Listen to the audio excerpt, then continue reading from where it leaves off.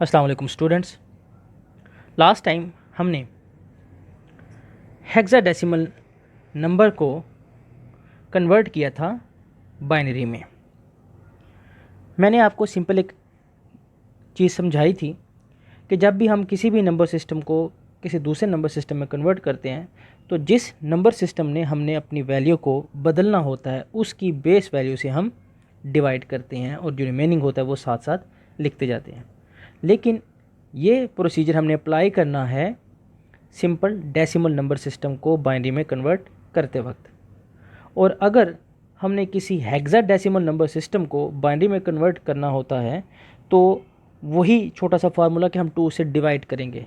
लेकिन यहाँ पर जो आपने बात अपने जहन में बिठा लेनी है कि जब हम हेक्साडेसिमल नंबर सिस्टम को बाइनरी में कन्वर्ट कर रहे हैं तब हमने डिवाइड 2 से ही करना है। लेकिन फ़र्क ये होगा कि हमने हर वैल्यू को अलग अलग डिवाइड करना है और जो आंसर होगा उसको हमने 4 बिट में लिखना है। 4 बिट में हमने क्यों लिखना है? क्योंकि हेक्साडेसिमल की सबसे बड़ी वैल्यू जो है वो हमारे पास है 15 और जब हम 15 को बाइनरी में कन्वर्ट करते हैं तो हमारे पास 4 टाइम 1 आता है। इसलिए मेमोरी को एक जैसा डील करने के लिए हमने छोटी सी छोटी वैल्यू को भी 4 बिट में रखा और बड़ी सी बड़ी वैल्यू को भी 4 बिट में रखा जो ऑटोमेटिकली 4 बिट में मौजूद है। अब जो हमने क्वेश्चन करना है वो हमने एक बाइनरी नंबर को हेक्साडेसिमल में कन्वर्ट करना है। मैंने आपको ये भी बात बताई थी कि जब हमारे पास कोई भी नंबर सिस्टम मौजूद होगा, कोई भी वैल्यू मौजूद होगी किसी भी नंबर सिस्टम से रिलेटेड, तो अगर हमने उसको डेसिमल में यानी कि रोज़मर्रा की सादा ज़िंदगी में जो इस्तेमाल होने वाले जो डिजिट्स हैं 27, 92 उसमें कन्वर्ट करना होगा तो अब हम उसको 2 से या हमारी जो भी ब्रैकेट के बाहर वैल्यू मौजूद होगी उससे मल्टीप्लाई करेंगे। अब हमारे पास जो स्क्रीन पे क्वेश्चन है कन्वर्ट 11010 4 टाइम 1, इसको हमने हेक्साडेसिमल में कन्वर्ट करना है। अब वही छोटा सा पॉइंट के जो ब्रैकेट की बाहरी वैल्यू है उससे हम इसको मल्टीप्लाई करेंगे यानी कि 2 से जो अंदर मौजूद वैल्यूज़ हैं ब्रैकेट के। लेकिन फ़र्क इतना ही होगा कि जब हम हेक्साडेसिमल टू बाइनरी कर रहे थे तो हमने डिवाइड 2 से ही किया, लेकिन हर वैल्यू को अलग अलग और आंसर को 4 बिट में लिखा।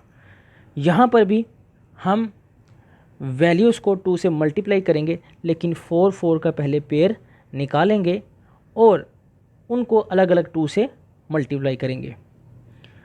अब यहाँ पर जो आपने चीज़ जहन में बिठानी है कि हमने राइट साइड से वैल्यू लेनी है।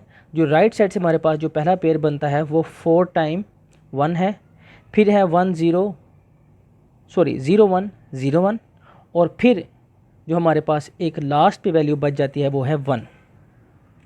आपने इसको जो इसकी पेयरिंग है वो आपने लेफ़्ट साइड से शुरू नहीं करनी, आपने राइट साइड से शुरू करनी है।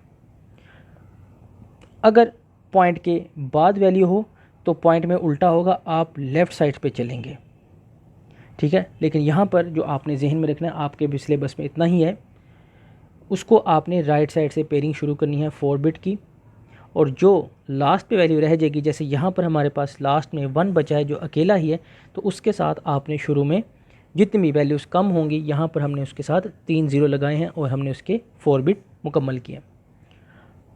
अब जो पहली वैल्यू बन गई हमारे पास वो है 3 टाइम 0 एंड 1, फिर जो सेकंड वैल्यू है वो है 1 0 1 0 और जो थर्ड वैल्यू है वो है 4 टाइम 1। अब हम इन तीनों वैल्यू को अलग अलग 2 से मल्टीप्लाई करेंगे, क्योंकि मैंने आपको सिंपल सी बात बताई थी कि जो ब्रैकेट के बाहर वैल्यू होगी जब उसको हम डेसिमल में कन्वर्ट कर रहे हैं अपने क्वेश्चन को तो हम उसको 2 से मल्टीप्लाई करेंगे।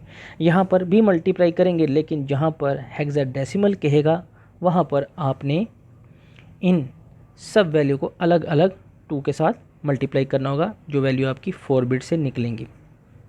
तो पहली वैल्यू जब हमने उसको कन्वर्ट किया तो वो है 0 multiply 2 raise to power 3 plus 0 multiply 2 raise to power 2 plus 0 multiply 2 raise to power 1 and plus 1 multiply 2 raise to power 0। Powers हमने ली तो कोई भी वैल्यू अगर 0 के साथ मल्टीप्लाई होती है तो आंसर 0 आता है, इसलिए मैंने 3 टाइम 0 लिखा, फिर +1 और जो हमारे पास नेट आंसर जो आ गया वो है 1। अब हम लेते हैं अपनी सेकंड वैल्यू 1 0 1 0। इसको भी वैसे लिखेंगे 1 × 2 प्लस 0 × 2 प्लस 1 × 2 प्लस 0 × 2 और इनकी पावर रिवर्स ऑर्डर में 0 1 2 3। 1 × 2⁻³ 8 होता है, फिर 0 × 2⁻² 4 होता है, फिर 1 × 2⁻1 2 होगा और फिर प्लस 0 × 1 यानी कि 0 × 2⁻0 तो वो 1 होगा। और इन सब वैल्यूज़ को जब हमने ऐड किया तो हमारे पास आंसर आया 10। इसके बाद हमारी फोर्थ वैल्यू है 4 time 1, 1 × 2 plus 1 × 2 plus 1 × 2 and plus 1 × 2। तमाम की पावर ली, कैलकुलेट की तो हमारे पास जो रिज़ल्ट आ रहा है वो है 15। अब हेक्साडेसिमल में 1 को तो हम 1 ही लिखेंगे, 2 को 2 ही लिखेंगे, यानी कि 0 से लेकर जो भी हमारी 9 तक वैल्यू हैं हम उनको वैसे ही लिखते हैं। लेकिन 9 के बाद जो वैल्यू 10 होगी उसको हम A लिखते हैं, जो 15 होगी उसको हम F लिखते हैं। हमारी जो हेक्साडेसिमल में 16 वैल्यू हैं, hexa mean 6 and decimal mean 10, 16 जो टोटल वैल्यूज़ हैं वो 0 to 15 है। मैंने आपको बताया था कि इसकी सबसे बड़ी जो वैल्यू है 15, उसको जब हम 2 से डिवाइड करते हैं तो हमारे पास आंसर आता है 4 टाइम 1। तो ये मौजूद है हमारे पास। ये जो हमारा आंसर आया है वो कुछ इस तरीके से है कि 1 AF और ब्रैकेट के बाहर 16। अब ये जो हमारे पास आंसर है ये हमारा हेक्साडेसिमल नंबर सिस्टम में मौजूद है। समझ आ गई? मैं दोबारा मेथड बता दूं, जब भी किसी बाइनरी नंबर को डेसिमल में करेंगे तो आप उसको 2 से मल्टीप्लाई करेंगे और शुरू से लेकर आखिर तक तमाम वैल्यूज़ को लिख देंगे एक साथ ही और उनकी पावर 0 से लेकर ऑनवर्ड जहाँ तक वो जाएगी। लेकिन जब आप किसी बाइनरी नंबर को हेक्साडेसिमल में कन्वर्ट करेंगे तो वो बात अपने जहन में रखें कि हम उनको 4 बिट के पेयर के हिसाब से लेंगे और वो जो पेयर होंगे वो हमने लेने हैं राइट साइड से। हाँ, अगर पॉइंट है तो पॉइंट से आप पेयर, पॉइंट के बाद जो वैल्यूज़ होंगी उनके लेफ़्ट तरफ जाएंगे, लेकिन जब एग्जांपल आएगी तो वो इंशाल्लाह आपको बता देंगे। फ़िलहाल जो हमारा जो फोकस है वो यही है कि हम पेयर राइट साइड से लेफ़्ट की तरफ लेंगे। 4 कंप्लीट होंगे तो एक वैल्यू, फिर अगले 4 कंप्लीट होंगे तो एक वैल्यू, फिर अगले 4 होते हैं या नहीं होते तो जितने भी हमारी वैल्यूज़ कम होंगी उतने हम उसमें 0 ऐड करके 4 बिट मुकम्मल करेंगे। अब हमारे पास आगे जो टॉपिक है वो है अबाउट मेमोरी। मेमोरी का मतलब क्या होता है? याददाश्त। कंप्यूटर का हाफजा क्या है, वो कितनी वैल्यूज़ को अपने पास स्टोर रख सकता है, ये सारी चीज़ें इसकी मेमोरी से अकॉर्डिंग है। मेमोरी में हमारे पास 2 मेन चीज़ें हैं, volatile memory and non volatile memory. यानी कि ऐसी मेमोरी जो डाटा को थोड़ी देर के लिए स्टोर रखती है और ऐसी वैल्यू जो डाटा को ज़्यादा देर के लिए स्टोर रखती है, जब तक हम उसको खुद ना चाहें डिलीट वो नहीं करती। अब इसकी आसान सी एग्ज़ाम्पल ये है कि कंप्यूटर का जो फिनोमिना है वो काफ़ी हद तक लिया गया है ह्यूमन बॉडी से। ह्यूमन बॉडी में भी ऑलमोस्ट दोनों तरह की मेमोरी पाई जाती है। अल्लाह पाक ने पोर्शन बनाए हैं हमारे दिमाग में, हम उन मेमोरी को स्ट्रॉन्ग भी कर सकते हैं और वीक भी हो सकती हैं वो हमसे। हमारे पास भी एक ऐसी मेमोरी मौजूद है जिसके अकॉर्डिंग हम डाटा को या किसी भी क्वेश्चन को या किसी भी इंफॉर्मेशन को अपने दिमाग में थोड़ी देर के स्टोर करते हैं, और ऐसी भी है कि जिसमें हम हमेशा के लिए उसको बिठा लेते हैं, लेकिन ये हम कंप्यूटर से ज़्यादा बेहतर है तख्लीक में। अब फॉर एग्ज़ाम्पल कि जैसे आप किसी सड़क पे ड्राइव कर रहे हैं तो आपके जहन में होता है कि मेरे दाईं साइड पे बाइक चल रही है। इसी तरीके से जब आप घर में मौजूद हैं तो अब आपके जहन में नहीं होना चाहिए कि आपकी दाईं तरफ बाइक है।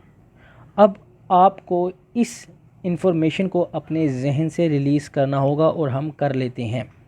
इसी तरीके से अगर किसी बच्चे से पूछा जाए कि आपके फ़ादर किधर हैं तो वो कहेगा जी इस वक्त तो वो ऑफ़िस गए, लेकिन जब वो ऑफ़िस से आ जाते हैं तब उसको अपने जहन से इस बात को हटाना होता है और ये बात अपने जहन में बिठानी होती है कि इस वक्त वो घर आ चुके हैं।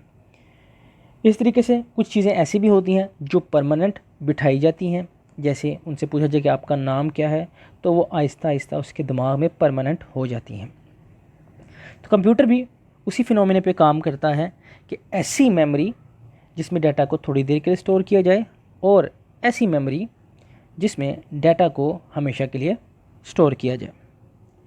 दोनों ही फ़ायदेमंद हैं।